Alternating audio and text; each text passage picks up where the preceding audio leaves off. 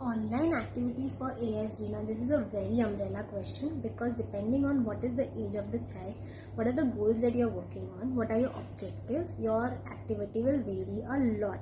But let me give you example of 2 to 3 simple activities that you can work for targeting simple objectives. So for example, you are working on engagement.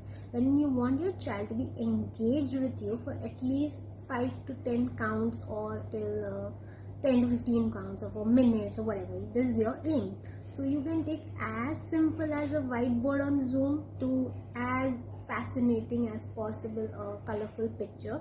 Two things you need to make sure. Number one, it should not be too simple that your child will not enjoy at all.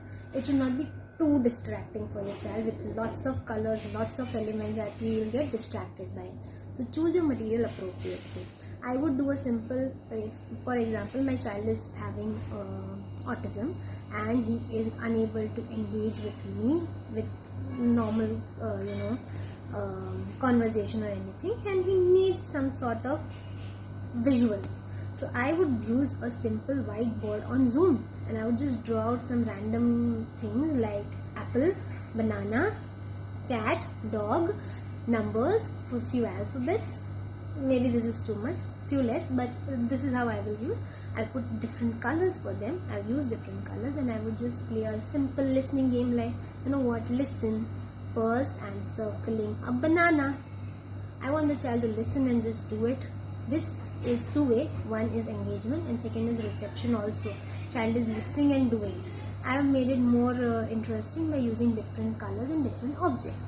Same thing you can do using a picture. So for example, you can use a picture collage of animals or picture collage of fruits and play a simple listening game whereby he's listening to you and he's doing stuff.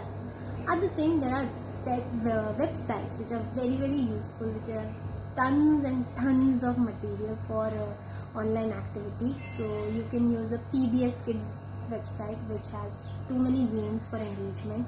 It has games for narratives, it has games for multiple listening commands, it has even games for story formation and much more.